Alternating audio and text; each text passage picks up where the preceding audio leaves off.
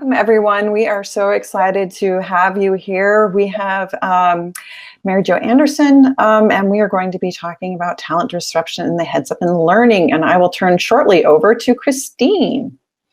Hi, good morning, good afternoon. How's everyone?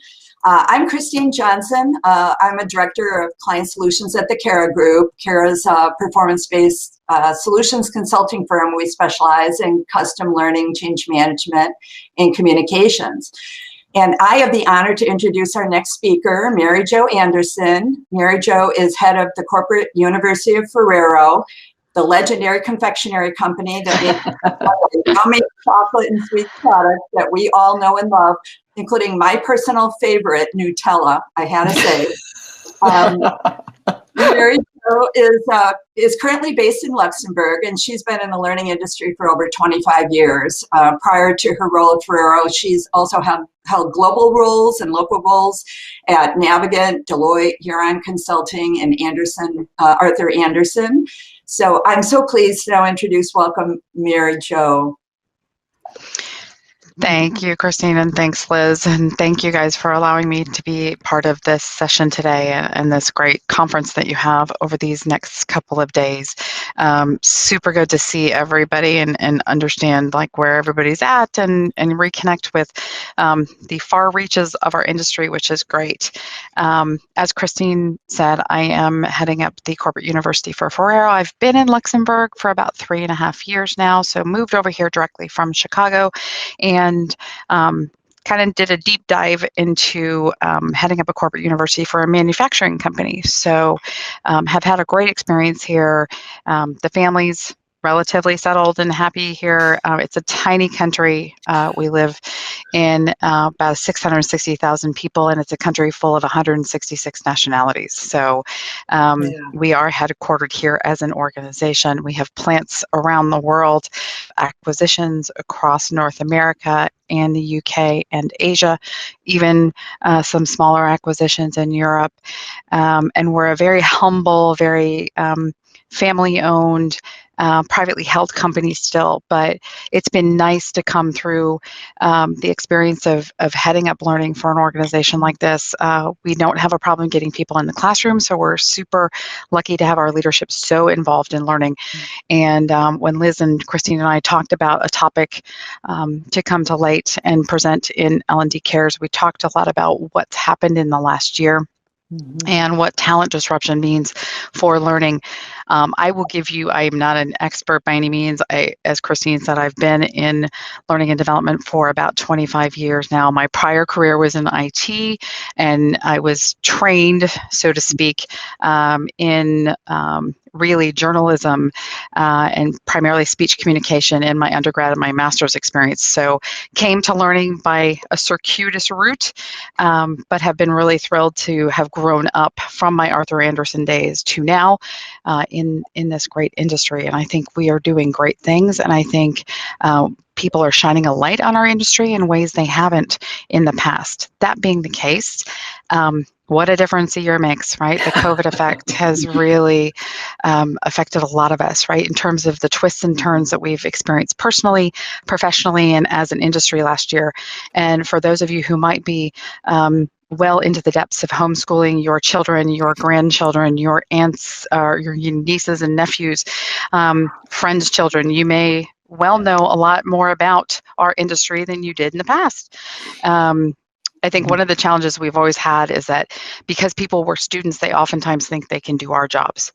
That's not to say they can't, but as you all know, there is an art and a science to what we do in learning.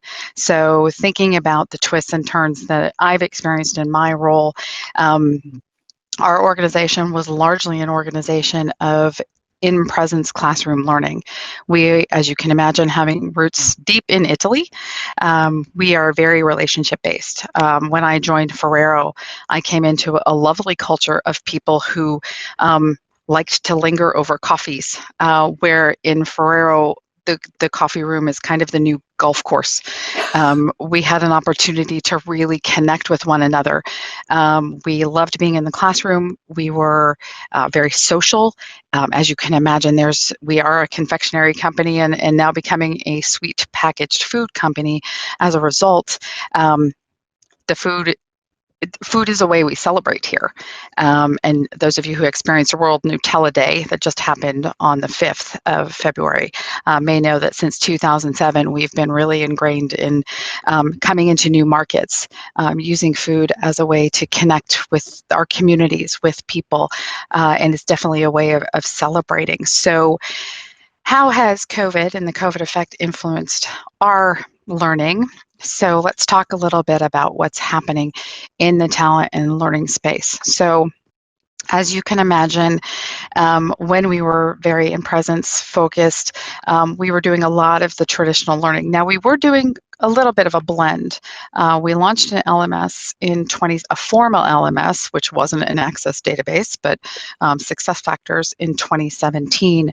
And as a result of that, we had catalogs that we put into the learning space, and we were trying to drive this learning in the flow of work philosophy that Josh Bersin has coined the phrase for it and done a lot of research on in the last few years. And coming from Deloitte into Ferrero, I was very familiar with Josh's work. He's still a bit of a touchstone for me in terms of looking for research and looking for information and benchmarks that I need to consider discussing and new ways of working with my leadership. But if you think about some of the big trends, these will not be a surprise to many of you. But from a practice, see that the gig economy is becoming even more and more a thing. Contingent workforces are a big deal. As you can imagine, we are becoming more freelance based, and I know there's some content you will experience in L&D Cares this week about freelancing, and that's becoming more of a thing in terms of one of the managing partners that I used to work with at Huron Consulting Group, Dan Broadhurst, had kind of coined this phrase when you talk about professional services of the gig economy being like a movie set. So you would contact an agency for a director, or you would contact an agency for a certain level of acting talent, or you would have people who would run the behind the scenes, and you would pull everybody together to make the film. And then when the film was done, you would disband. And I thought it was pretty prophetic at the time that he was talking in this way, but now we're in that space, right? We're seeing more and more people come together for certain projects, certain activities, certain innovation, and then disband. This is a little bit challenging for our organization because it's not so much the way we work, but I will say we're dabbling in this gig economy. In terms of the new ways of working, these aren't necessarily in order of importance, so bear with me, but these are the things that we're keeping an eye on here at Ferrero. The new ways of working are a big deal. Because we are an in-presence organization, we like to be together. Relationships are important. The new ways of working for us looked like all of a sudden nobody could come into the office, right? You couldn't go to the Mensa, our canteen, and connect with people. You couldn't have the amazing, pizza that we have downstairs at lunchtime, which we're super fortunate to have access to. You couldn't collect around the water cooler, so to speak. You couldn't collect in our common areas, and we had just moved into a really lovely building, which is what I would consider to be like a really calling card type world headquarters. It's right next to the airport here in Luxembourg City, and we had just opened that in October of 2019. And then all of a sudden in February, we were hit with the pandemic. And as you can imagine, Ferrero was truly impacted because one of the first big outbreaks was in Italy. Well, we have a big plant and our former headquarters in Italy. So I was even one of those people who had just come back from piloting some design thinking learning in our Alba plant. And I was getting an email over the weekend from our HR, which was great. Our leadership jumped on this really quickly, and they put us in quarantine sooner rather than later. So we were super lucky to be forward thinking in how we quarantined and how we tried to keep the impact of the spread of the pandemic down on the impact of for real. Like any organization, like any country, we've certainly been impacted now. But this really forced us into the new ways of working. Everybody working remote, everybody dealing with what that means. How do we stay connected? Do we have the tools to do our jobs?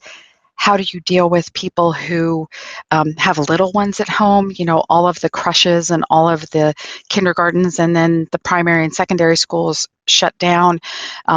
Some of the houses, some of the housing is not so conducive to working from home. We had a lot of young people who were in a space where they were shared accommodations. What does it look like to work from home if you have a roommate? Does that mean you're in your bedroom for 8 hours?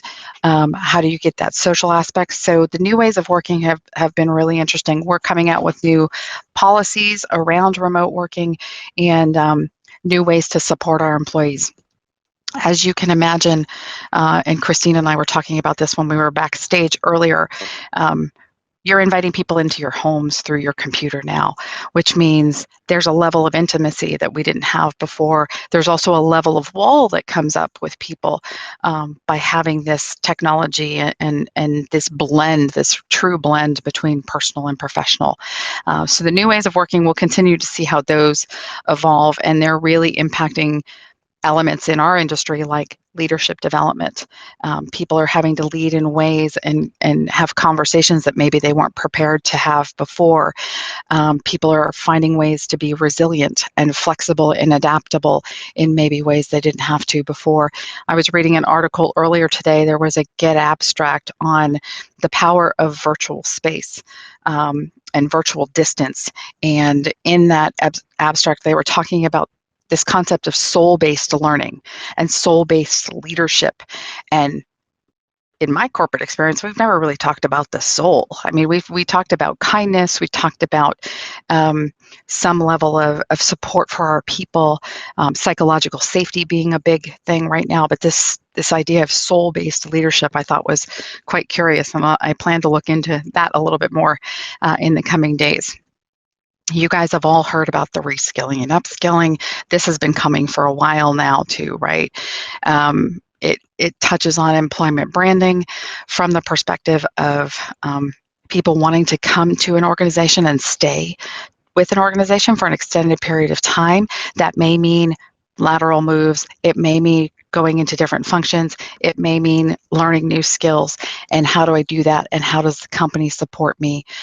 We are looking at our competency model. We are looking at ways we support our people. And we'll see kind of where we go with that in ways that we bring that to light. And then an increased focus on managing performance and not presence. For us, this was a big one because we could see that, employee X showed up and was over in their space or in their cube working or in their office working. We knew they were there. Maybe we didn't know what they were doing, but we didn't necessarily know, day to day how they were operating. So they were here, they were present, but in terms of performance, now we're having to kind of turn that around, right? Setting proper guidelines, setting proper deadlines, team contracting, team chartering, connecting with one another on a more deliberate basis. If I think about my experience, my team is actually remote throughout Europe now. So when we went to remote working again, we did try a little bit of being back in the office in the summertime, but shortly before Christmas, we went remote again. And some of my team members went to be with family in Spain and in Italy, and so they're not even here in Luxembourg, which doesn't necessarily matter since we're all remote. At the same time, we're trying to get everybody back into the same space and also stay connected with those people because now they're back in a different space that they weren't in. They're not in their home space, in their home country. And so this is all kind of quite interesting around this idea of not managing physical presence, but managing the performance and the deliverables and how people are actually showing up to work. And then you guys will all be familiar with the continued digitalization and tech focus, especially for collaborations. So again, Christine and I were talking, and Liz and I were talking in preparation for this as well. We are an MS Teams shop. We made from a cybersecurity perspective, we took a really hard line in saying, okay, we have 365, Microsoft Office 365, let's work in Teams, let's really try and convert that to a digital classroom platform. And those of you who are living this experience in April like we virtualized 26 courses in about 6 weeks, which for a team of people who didn't necessarily have a lot of muscle in that area was a huge heavy lift for us. We did a great job with it. Many kudos to my team for doing that. We are now living in this space of Microsoft Teams, and those of you, again, who are familiar with that application know that Teams was clunky to begin with. It's still a little clunky when you're talking breakout features, but they continue to push upgrades now. And this is what I love about the tech companies too. They don't oftentimes tell you what's coming with the new things. Like at least with your iPhone, you hear a little bit of it through the media. You know, if they add a camera, you know what's happening with the hardware on the latest phone. Or if they add a new tweak, you sometimes will hear something through one of your social media feeds. With these types of technologies, you just wake up one morning and all of a sudden Teams has a raise your hand feature, or they've installed closed captioning, or they've upgraded their chat, or right, they're not coming out with handbooks and the old school tips and tricks things like they used to. So we're trying to have to roll with all this new technology, keep up with it as we move through the process. And then, of course, well-being, all of this stuff pushes on, you know, how, again, we're showing up, how authentic we want to be, you know, how we're getting our needs met. We're seeing a lot more in the media about self-care, and that looks very different to every individual. Well-being looks very different to each individual. It's very customized, very bespoke. We, as an organization, and of course, within talent, we're talking more about this, and we're talking more about subjects that used to be a little bit taboo. When I first started in the workplace, you know, we weren't really worried about how our bosses showed up, or how we showed up, or how they showed up for us. Now there's a lot more pressure on purpose, having purposeful and meaningful work. There's a lot more emphasis on how do you get your needs met? How do you create boundaries? What do those boundaries look like? And those are some interesting things that have come to mind for me in terms of the disruptions pre and during, and then potentially post-COVID. All of this is going to continue to look very different for us. And just to share with you all, because I know I'm at time here, so I'll speed up through these last couple slides, but I want to leave some time for some open dialogue too, and hear where you guys are spending your time. In terms of where I get my intel, of course, I come from Deloitte, and I really appreciate the way that the Human Capital Trends report is written, and this is something they come out with every year, which is, it's a bit of a nice source of condensed intel. I mentioned Josh Burson before too. Again, people would say, oh, you've drunk the Kool-Aid because of the Deloitte Burson connection. Maybe I have, but I find it useful. ATD always has some really good stuff on their site too. We do have a membership in Gartner, which helps. And then I think a good piece of my intel comes from LinkedIn. I was very much an early adopter to LinkedIn. As you can imagine, being with Arthur Andersen in 2002, when the company was indicted for the Enron scandal, and when 86,000 people around the globe were looking for a new job, I thought, oh gosh, my entire network is internal. How did that happen? And I made a commitment to myself about 18, 19 years ago now to work my LinkedIn network, but also make sure that it is a thoughtful, purposeful, connected network. So that's a large point. I follow some really good people. I connect with people who are past, present, and potential future colleagues, and see where they're spending their time and how they're sharing. And in fact, I came to L&D Cares through my network, through Christine, and through the CARE organization, and then reconnected with Liz, which was great. So just some places where I spend my time when I'm not doing other things. And then in terms of resources we're providing to our learners, you know, we are at the bottom of a continued climb towards Everest, right? You know, I would say our organization is probably at base camp, but we have aspirations to summit. So we are continuing to push the tools that we have existing for us. We continue to use some interesting tools that you can combine for interactivity with MS Teams. There are hundreds of these out here. These are just the ones that we're dabbling in, trying to allow people to have mobile application downloads, because we do have largely a factory professional workforce as well as a corporate workforce. And we're trying to do the best we can to integrate that learner user experience, which I know there are some sessions in this conference on as well. So we're hoping to start doing some more dabbling in simulations, AR, VR, some user-generated content, crowdsourced content, and just kind of see where we go from there. So that's kind of my experience, and I will just leave you with a few tips.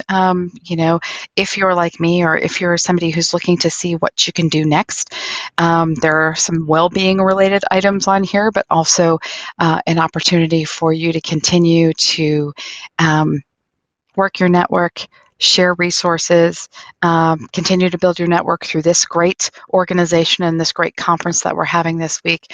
And then just remember to be kind to yourself too, because I think we're putting a lot of pressure on ourselves in the current environment. And there's enough pressure out there. I don't think we need to add to the elephants on our shoulders. So thank you guys for letting me share my experience with you, and I'm happy to connect with any of you and stay connected following this. So I don't know what questions anybody has, or maybe Liz and Christine, if something's come into the chat, but I will also share with you guys my email address as well if you want to get connected at some other point. I love it. Mary Jo, awesome. That was, I think, here, like you said, I love that last statement around being kind to ourselves. It's that aspect of how are we continuing learning, but also saying, okay, this is going amongst a pandemic.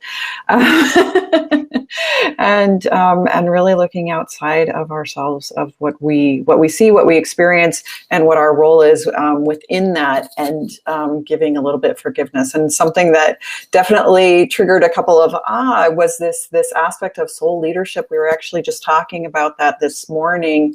We talk often about the vibe and the energy, but this aspect, okay, it's particularly this year, it's become apparent. Okay, what are some of those bigger things as to why are we doing things? So love that you talked about that. One question that did come in, which is those of us who've worked in large organizations always like, okay, collaboration, resources. Did you have any issues? I mean, maybe it helped that you came originally from IT in terms of getting these collaborations resources through. Any tips and tricks there? Yes. So we try and pitch it as a pilot. So we I'll walk you through one example with AHA Slides. AHA Slides is quite a cheap, in the scheme of things, membership to get. And it came down to usability and access. And also it was one of those things where we didn't try and do it covertly, but we did buy a license. We played around within our team, and we sort of created a use case. And then from there, we went ahead and got security behind us. It is a case-by-case basis, and I won't say it's easy, but I think creating the use case is super helpful. So if you can do something sort of personally, create a use case, and then go to your friends at security, that doesn't hurt. I couldn't agree more. It's funny. We all figure out a way to get things done. True. I love it. We were talking about it with Brandon that, sometimes we're scrappy, but it's really creating that, where is there a fit and need, and what can we do to accomplish it? So MJ, sure. I'm so glad that we reconnected. Everybody in the chat, please, you got the contacts, continue the learning. And this is that piece of how are we keeping our minds open and looking out sometimes beyond ourselves to say, okay, what can we do to learn and continue to stay relevant? So awesome. Thanks, MJ. Thanks, Christine. Thank you. Bye. Bye.